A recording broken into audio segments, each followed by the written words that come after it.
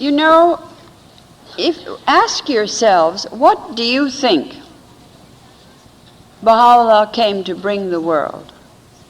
I suppose most of us would say unity, because unity implies the abolition of peace and the cessation of war and the world order and all the things that we conceive of as being the order of Baha'u'llah in the future. All of this is based on unity.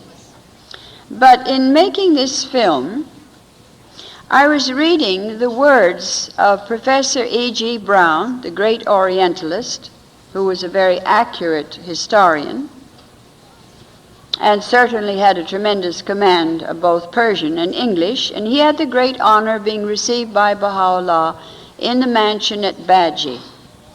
And he has recorded that interview.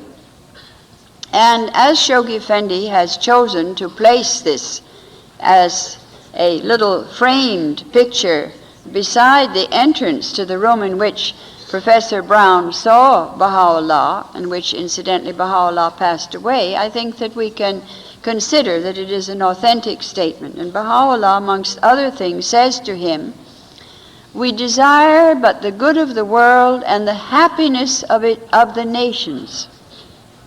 You know, I read that when the Esselmont book was first published, and I used to give talks and I used to quote it. Never seems to have gotten into my head that extraordinary sentence, the happiness of the nations. Baha'u'llah says this is what he desires, the good of the world, which is a very loose term, and the happiness of the nations, which is really a very specific thing. Happiness isn't vague. Happiness is a specific condition, and you can feel it when you got it, as we all know. And this is what Baha'u'llah says, the happiness of the nations. And I don't think that we Baha'is think of the Baha'i faith in these terms enough. This is a religion that is supposed to bring great happiness to us individually, and tremendous happiness to the world and to society. Not just because we're not going to be killing each other anymore, or fighting all the time, or getting divorced all the time, but because we're supposed to be happy. And this is one of the qualities that Baha'u'llah has brought into the world, one of the things that he wishes par excellence for mankind to have. And I think we better think about it a little bit. Another thing that Baha'u'llah emphasizes so much is his dwelling on this word beauty. You know, one of the titles of God is beauty, and the name of Baha'u'llah is the Blessed Beauty. That's very strange, you know, this tremendous emphasis in the Baha'i writings on beauty. And how much beauty do people have in their lives today, of any kind whatsoever? Beauty in their living, beauty in the art that they are surrounded by, in the music that they are surrounded by. I won't go into the blue jeans civilization, which I don't think is very beautiful. But look at this compared to a pair of blue jeans. Anyway, the point is that there's not very much beauty in the world today, or very much awareness of beauty, and yet this is one of the tremendous things, this emphasis on beauty. And in this film, which I can't help talking about because I just finished editing it, it means so much to me, you will be astonished that for 2 hours you look at something that's all beauty. And suddenly, after all the struggles in editing it and only seeing it, you see, as something that had to be done, and this had to be connected with that, and this had to be described in that way, and so on. If you like the mechanics of it, then finally I could sit back and look at the thing projected on a large screen. And I got out of the room and I thought, well, my goodness, for 2 hours I have been absolutely immersed in beauty. Because Shoghi Effendi created nothing but beauty. Beauty around the shrine of Baha'u'llah, beauty in the mansion, beauty on the side of Mount Carmel, the shrine of the Bab, the monuments, the archives, now the House of Justice building. It's all so beautiful. And yet there's so little beauty in the lives of people nowadays, which I think is another thing that should make us all think about and ponder the meaning of this power of beauty, spiritual beauty, moral beauty, and physical beauty, the enjoyment of things that are beautiful, the gift of God of beauty to mankind, which seems to be greater in this dispensation, as far as I can see, than in any previous dispensation. This is something specific to the Baha'i writings, to call Baha'u'llah the Blessed Beauty, and to have this name of God, by thy beauty, over and over again, by thy beauty in the prayers. He says, by thy beauty, speaking of God. And I'm afraid that this is something that most people don't conceive of in connection with God at all. But we are so blessed, we are so lucky to be Baha'is. It's such a marvelous thing that has happened in our lives, that we have been permitted to recognize Baha'u'llah and to accept Baha'u'llah. You know, I am often asked a question about how to teach the Baha'i faith and how you become Baha'is. I remember a group of very intelligent young journalists in a press conference in, let's see, where was it? I think it was in the Ivory Coast in Africa. And they said, how do people become Baha'is? Well, I said, they become Baha'is in different ways. I said, you young men are brought up in the city, you've had a Western education, you've had university education, and you've been taught to challenge things intellectually. So if you want to become a Baha'i, you would probably want to read quite a lot about the Baha'i teachings. You'd want to digest it mentally, intellectually, before you became a Baha'i. But I said, that's not the way people become Baha'is in the villages. And I ought to know, because I've been to 123 countries and God knows how many villages. And they become Baha'is in here. Something tells them that it's right, and then they accept it immediately. But if you think about that, if that seems strange in our intellectual culture, well, go back in your minds to the early days of the faith.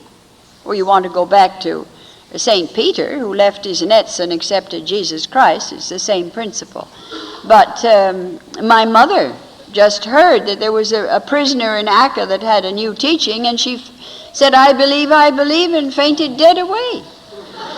And that is in this, the beginning of this century. Tahireh, as you know, the disciple of the Bab, she accepted the Bab through a dream. If you remember the words of Qudus quoted in Nabil's narrative, he comes into the room and the Bab is going out of a door with his back to him on the other side of the room. And he says, why seek you to hide him from me? I can recognize him by his walk. Well, all right, he didn't have any intellectual process whatsoever. 1 second. He said, that is the one I'm looking for. That is the promised one that I am searching for, and accepted him, in the end got martyred, you see. So that I think we have to realize that there is more than one door by which people enter the Baha'i faith. The main thing is to get in. Welcome the people.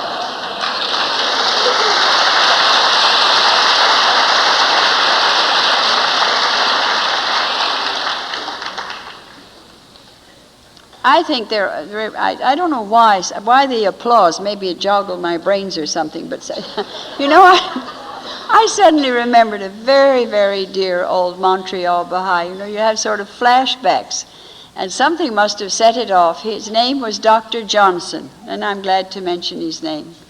And he was one of the old Montreal believers, and in those days in my childhood, we were a very small group, and we always met on Friday nights in my home. And no matter what the weather was like, he was a general practitioner. Whatever the weather was like, terrible snowstorms or rain or anything, Dr. Johnson always came to the meetings. And he was so exhausted that the very first thing he did was to fall asleep. And he fell asleep, and he opened his mouth, but his false teeth stayed closed.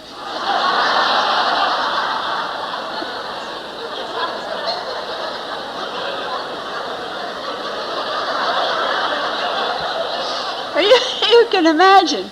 There he was, a dear old man, with his head, against the back of the sofa, and these nice false teeth all closed down here in an arc up at the top. And nobody ever tried to wake him up because we knew he was exhausted. But I mean, what I'm trying to get at is that surely, if this is the cause of God, it's got room for everybody in it. We know that people have to conform to the laws of Baha'u'llah, and that they should make a serious effort to live up to the ordinances of Baha'u'llah, which are different from the laws. It's an ordinance that we should fast. It's not a law. Nobody can come around and knock on your door and say, "What, not fasting? I'll report you to the local assembly." Or, "What, didn't you say your obligatory prayer? I know what to do about that at the next meeting. I'll bring it up in the feast," you see. But that's not the point. We have things that we should do, and it's our privilege to do. We have things that we must do, like the consent of parents to marriage and so on, and that are binding on us as Baha'is. But if you come to think of it, Baha'u'llah has not made it very difficult to be a Baha'i. And the Persian friends who are here tonight, and there are many of them, they will substantiate this, that the Aqdas, as you know, is our most holy book of laws. And at the end of the Aqdas, there's questions and answers. And before he passed away, Shoghi Effendi was working on a synopsis of the Aqdas, because that was one of the objectives of the 10-year plan for himself, you see, to release a synopsis of the Kitab-i-Aqdas. Anyway, he was working on it, and it was those notes that he had already worked on which were given to the Universal House of Justice, and which they compiled into what we have now in English. But when the Guardian was working on it, he always worked out loud. It was very interesting. If he was writing something in Persian, he chanted it out loud. And if he was writing it in English, he spoke it out loud. You remember that the Bab, that first night, when he wrote the, Yusuf, the Lohi Yusuf. Yes, but there's not, no, but it's not that. There's a whole word for it. No, that's not it either. No, Qayyamul Asma. And he was revealing this surah of Joseph that night, you see, working on this, and he was reciting it out loud, and Mullah Hussein was listening to him. Now, it seems that this was a method of revelation and, if you like, of composition, because Shoghi Effendi did exactly the same thing. He did it also in English. So when he was working on these questions and answers of the Kitab-i-Aqdas, he would read out loud, because I was sitting there, he would read the question, and then he would read the answer. And a great many times Baha'u'llah said, it's not necessary to elaborate on this. Enough has been said. It's very interesting. Here he was, the great lawgiver of the world, and one of the Baha'is got busy trying to get it all a little bit more elaborate and asking all kinds of detailed questions. And most of the time Baha'u'llah refused to elaborate, said enough has been said. So as not to get us all bandaged up as if we had handcuffs on. We just need enough to function as a society, to function properly, to behave ourselves as Baha'is, to live up to the moral teachings of Baha'u'llah. But we don't have to be wound around with rules and regulations like a mummy in its wrappings. The wonderful thing is that everybody has the right to teach. Now, no one can force another person to teach. The ideal is, as you know, and the Universal House of Justice has brought it to our attention, just the way the Guardian did for many, many years, each one teach one. Amatu'l-Bahá said, teach, try to be responsible for bringing in one soul under the banner of Baha'u'llah each year, if you can do it well. Some of the friends seem to have extraordinary gifts. I know Baha'is that I am sure that they could count their spiritual children as 10,000, and I'm not exaggerating. In the mass conversion areas of India and South America, there are Baha'is that literally have brought over 10,000 people under the shadow of Baha'u'llah. And then there are other people that don't seem to have that particular gift. Maybe they don't go about it the right way, maybe they're shy, maybe they haven't got the opportunity to meet somebody who would be receptive and would accept the faith from their hands as a precious gift. But that doesn't matter. The main thing is to serve. But to serve in whatever way seems indicated. You know, there are different methods that work in different places. I was very, very skeptical of mass conversion before I went on these long trips. And I might say that many of the Persian friends in those days in Haifa were very skeptical too. They said, what's this 10,000, 20,000 Baha'is? What kind of Baha'is are they? Well, I went on a trip myself to Africa right after the guardian passed away, and then many other times. And I went to the villages, and since then I have had the great blessing of being able to teach in the villages of India, of Persia, of South America. And I have seen this phenomenon. As I said, something tells that individual that this is the truth. And it's not an imaginary experience. It is a sort of a registration. I mean, there are instruments, after all, that register heat. They register light. Well, who shall say that the heart of a human being cannot register the truth of God if it is brought in contact with that truth? Would you dare say that? I wouldn't, under any circumstances. What could I ever say about the heart of another human being? It's not my business. I don't know. But I do know that some people come in through one path and some people through another. Some people may be able and may be indicated to go from what they call door-to-door teaching, and other people couldn't do it if they were going to be shot at dawn. It's not their nature. They can't do it. They haven't got that capacity. Well, don't think you're virtuous if you can't do it, and don't think that somebody else is wrong and a lukewarm Baha'i if they can't do it. Just say that whatever way you can teach the cause of God, then that's the best way for you to do it, and do something about it. I have a feeling, I don't know about this area, but in this trip which I've had, which of course hasn't been one that I could have a great many personal contacts with the Baha'is, but I have a general impression that the Baha'is are not doing enough teaching in their own homes. And it worries me very much, because I think that to teach your own friends, your own family, in your own home, what we call fireside, is an extremely important thing. And you have a right to do it, and you have, if you will accept it, the obligation to do it. And you can do it in your own way. If you want to invite somebody, you may not be a good speaker, you don't think you can explain it well, you're a new Baha'i, and you want somebody who knows more than you, well, look around and pick somebody that you want and invite them to come and give a talk to your friends on that night. A fireside in a person's home is a private affair. It's not a community affair. And I've been simply astonished in some places I've gone to that if A has a fireside, then everybody hears about it and they all pile into A's fireside. Why? It's his home, it's his fireside, it's his guests, it's his relatives, it's his invitation, and usually it's his tea into the bargain.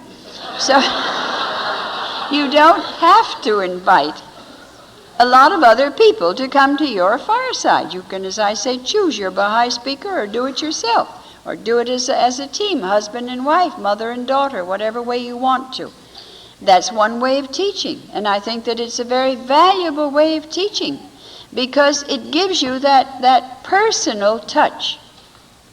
Just handing a person a pamphlet or a book, or handing them the information that Baha'u'llah has appeared in the world, is not necessarily going to affect them. It may, because they may be in the condition in which they can absorb it that way. We don't know. That's why all methods are good in teaching. But maybe they can't, so then you have a right to do it yourself. And I think that that's one of the blessings and joys of being a Baha'i. I said to a couple of National Assembly meetings in one of these countries I've been to recently, I said, you know, you fellows, do you hold any firesides? And they both looked a little surprised. And I gathered that they didn't. They looked guilty. So I said, I know that you're very, very busy servants of the faith, administrators of the faith. But I don't think that that exonerates you from doing some teaching in your own homes, because each one of you belongs to a group or a profession where you will be able to reach a group and kind of people that the other fellow can't reach.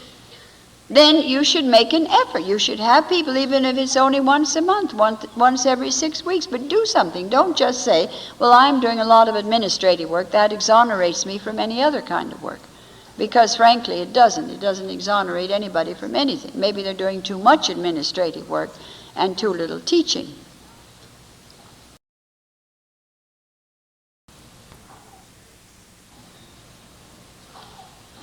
I think that one of the things that the Baha'is must be very, very careful of today, and I think that applies to all of the Baha'is, is to make it quite clear that we Baha'is are entirely not indifferent to political events, because that would not be humanly possible, but that we are aloof from political events. We don't get entangled in politics, and we don't get entangled in partisanship. I had an interview yesterday on a radio here. It's what's called Three's Company. And I don't know when it's coming on. It was about 10 minutes. And this interviewer was a very nice man. And he tried to pin me down to making a direct comment about different government policies, and obviously one of them was Persia, and I wouldn't do it.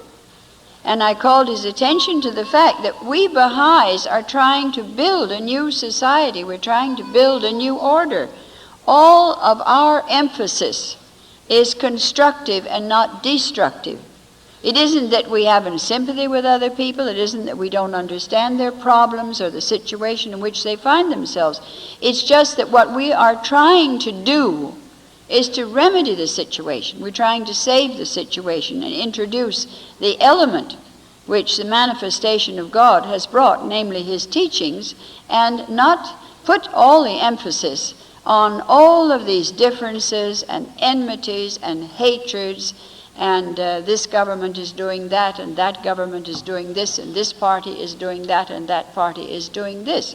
It's of supreme importance today that the Baha'is should be conscious of being an international unit.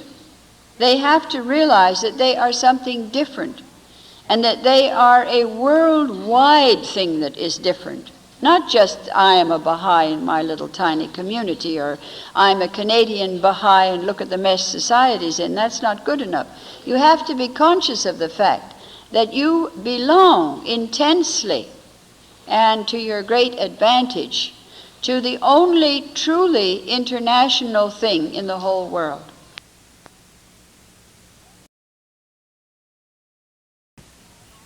The only international thing in the whole world that exists is the Baha'i faith.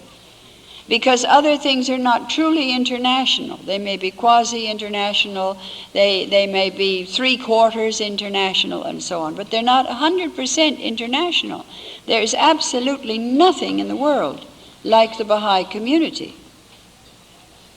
You know, one of the most wonderful things that happened at the last election of the Universal House of Justice, as you know, the delegates to that election are the members of the National Spiritual Assemblies, which is a three-way election and a tremendous protection for the faith, very wise and wonderful ordinance or law of Baha'u'llah. This body, composed of delegates that are members of National Spiritual Assemblies, turned up in greater numbers at the last convention in Haifa than ever before. Of course, all the delegates couldn't possibly come. But amongst those that came was one African, a villager in Ethiopia, totally illiterate, very, very well-known Baha'i teacher, and a bush Negro from Suriname. If you've seen the Green Light Expedition, then you've seen him amongst that group of people in the bush Negro part of Suriname. Very, very fine Baha'i. And he became a member of the National Assembly, and he attended the election of the Universal House of Justice. And of course they voted by proxy because they couldn't write. Somebody was delegated by the House, some member of the community, probably a woman, one of the secretaries, to go sit next to them and write down their vote for them. Whoever they wanted to vote for, the 9 names they wanted on their ballot, were written down for them. You know, I've told that story so many times to very, very important people, and people who had, let's say, a lot of intellectual background and university degrees and so on. Because I think this is the proof, you see, that it's not all words in the Baha'i faith, it's a reality.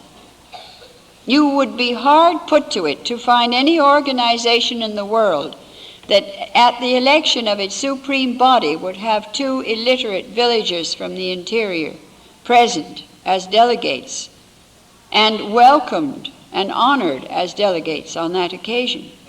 They say they haven't got any prejudice, but they have. It wouldn't work, you see. But with us, it works. Once I met the president of Zambia with Violette when we were in Africa, President Kaunda, was a very brilliant man.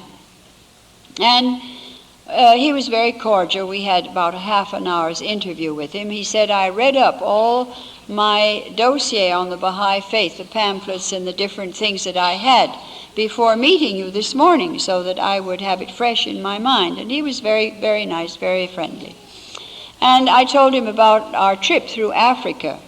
And then I told him we were building the Panama Temple. It hadn't been finished at that point. And I told him this story. I said that in a village in Africa, in Nigeria, we went to the village. We know what happened from having been there and been told by the local Baha'i teacher and the woman who paid the money for this thing. We met and confirmed the story. It's a true story, in other words.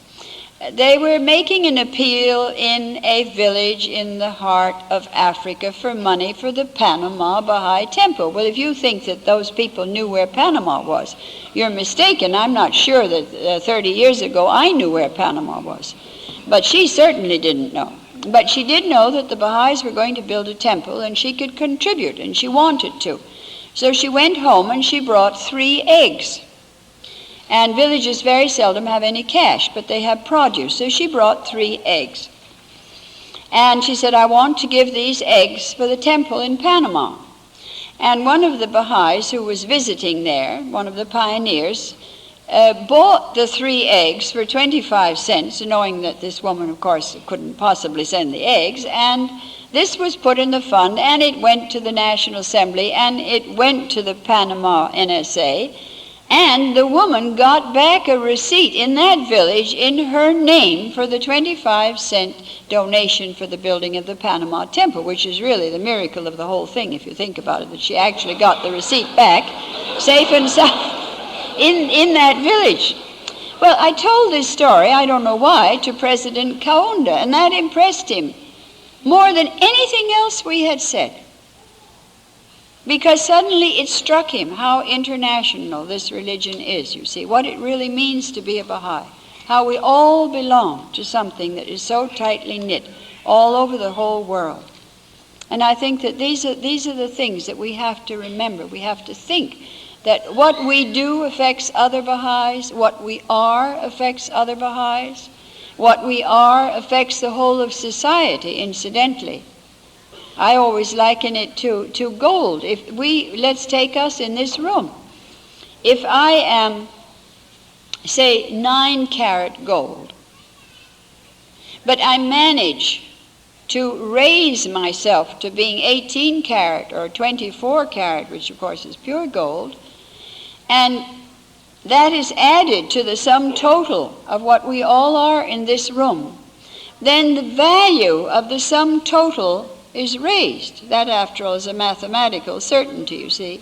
So that as we are Baha'is, as we perfect our characters, as we make our behavior more Baha'i, we ensure that there's more gold and less alloy in the Baha'i community and in the Baha'i faith. And this, of course, is what Baha'u'llah wants us to be. He wants us to be, in our characters and in our conduct, like shining gold. One of the things that I think is very distressing in this part of the world is not only the inharmony, because this is a worldwide symptom. It's tearing the human race to pieces. It's tearing them to pieces on every scale. It's tearing them to pieces in their personality. It's tearing them to pieces in their society. It's tearing them to pieces often in their Baha'i communities. And it is tearing them to pieces in their family life and leading to so much divorce. The whole object of Baha'u'llah is to unite people, to create inner harmony inside the individual, a healthy mind and a healthy body, a healthy soul, and then to create, above all, harmony inside the home, which is one of the great points of stress, you might say, in the teachings of Baha'u'llah, the value of family life, the importance of the home, the importance of the mother training the children, the importance of the family. And then go into the Baha'i community. The unity and love prevailing amongst the Baha'is will be the magnet that brings other people into the cause. I've traveled so much, and wherever I go to a community where there's inharmony, at this age I get sick. When I was young, I was tougher. But now I get literally ill if I land in a Baha'i community where there is inharmony. And I find people coming and telling me, a tale about this one and a tale about that one. And this one doesn't like that one, and that one is prejudiced against this one, and so on. I get ill. Because it's the antithesis of spiritual and physical health. Inharmony, I firmly believe, creates a great deal of the illnesses that we suffer from in this world. Physical illnesses can be definitely produced and augmented by inharmony. And yet we are the people of the religion of harmony. We are the people of the religion of uniting everybody and bringing them together and creating a loving and understanding and cooperative and constructive community. And I think the Baha'is everywhere, they have to fight against the negative forces in our society. If they just passively sit by and allow themselves to be swept into the same current as the society around them, then why should they think that they are going to be either very happy or very protected? If you are in a river that has a very dangerous current, you are aware of it. You swim against it. You don't passively allow yourself to be swept down and over the waterfall. You do something about it. And the society in which we live today is an extremely dangerous society. And I think that we must be on our guard against it. We have to be aware of the dangers of this society and do something about it. Friends, I know that lots of you have come very far, and I think that it would be nice if we had some questions. Everybody is welcome if they want to send up some questions, but only please written questions, not questions from the floor.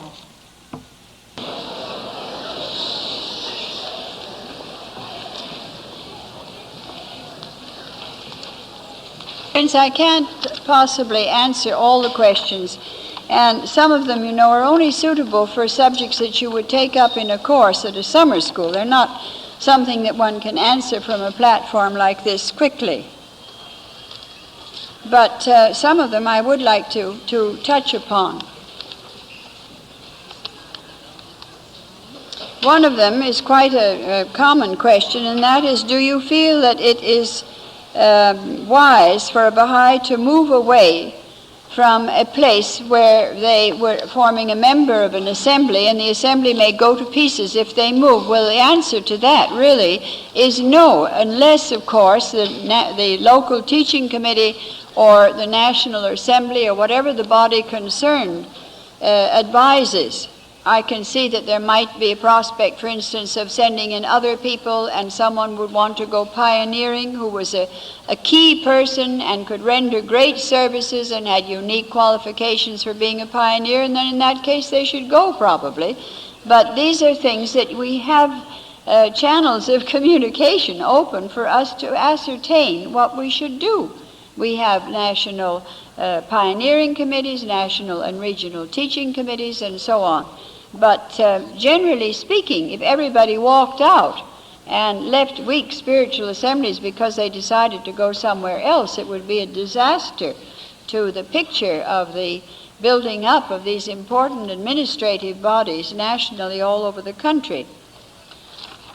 Another question that I've received is, how can Baha'i children teach? Well, I think Baha'i children often are excellent teachers, and they teach by saying that they are Baha'is. They teach by being able sometimes to recite Baha'i prayers, or to tell somebody about the teachings and principles of Baha'u'llah, or to ask if they want to bring home, perhaps they have a study class that they go to for Baha'i children, or they have it in their own home, and maybe some of the children that they know who are not Baha'is and whose parents are not Baha'is would like to have their children go to the Baha'i study class, to the Baha'i children's class. That happens all over the world. And in many countries, the parents have become Baha'is because they didn't particularly believe in anything, but they thought that it was a good influence for the child to have some spiritual and moral training. So they send their non-Baha'i children to the Baha'i children's class. And this begins to have such an effect on the child that it goes back and talks about it to its parents and is happy about it, and perhaps they see a change in the ideas and the conduct of the of the little child, and it draws the parents into the faith. This happens many, many times, so that there's a great deal that Baha'i children can do. I've been asked a question about what is detachment. It speaks in the teachings, detachment, to be detached from all save God. Well, that is an ideal state. I think that if you are detached in the true sense from all save God, then you're probably a saint. And I don't know whether I've met more than 2 angels in my life, and I'm not sure I know any saints. I'm perfectly sincere. I have met in my life 2 people or 3 people that I would call angels, and nobody that I'm sure I could call a saint. So that is a very high standard. But I have my own idea of what I think that the detachment might mean, let's say, for me, and that is that Baha'u'llah has, unlike a great many other religious teachings, he has said that he has created everything for man except the heart, and the heart belongs to God. We should put the love of Baha'u'llah and of the faith before everything else. If it comes to a showdown, the faith should come first, and we're seeing that in Persia. It's coming to a showdown with many of our fellow Baha'is, and they are putting the faith first because they are dying as Baha'is rather than deny their religion. Now, surely that is the essence of detachment.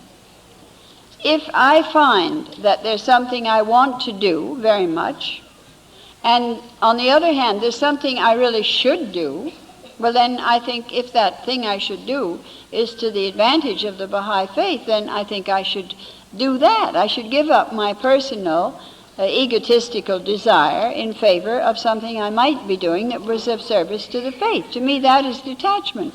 But I don't have to go around in an over-saintly and pious attitude all the time, because Baha'u'llah says he's put everything in the world, everything legitimate in the world, for us to enjoy. Yesterday I had a lovely time. I felt that I deserved a little change after all these talks and meetings and things, and I went to the Anthropological Museum at the university and had a heavenly time looking at all the wonderful Indian carvings and Eskimo carvings, and bought myself some books on the subject. I have a wonderful library covering Eskimo and Indian art and so on. And I added to it yesterday, and that was a wonderful thing for me. It was a complete refreshment of my spirit. Well, I don't think that was attached, and I don't think that if I had not gone, it would have been detached. I think one has to get things in some kind of proportion. I've received another question, and I know it was asked in a very sincere spirit, and so I'm going to venture to answer it. Someone has asked about homosexuality and what is the attitude of the Baha'is on this subject. Well, of course, the attitude of the Baha'is is one thing, but the attitude of Baha'u'llah is the only thing that counts. Baha'u'llah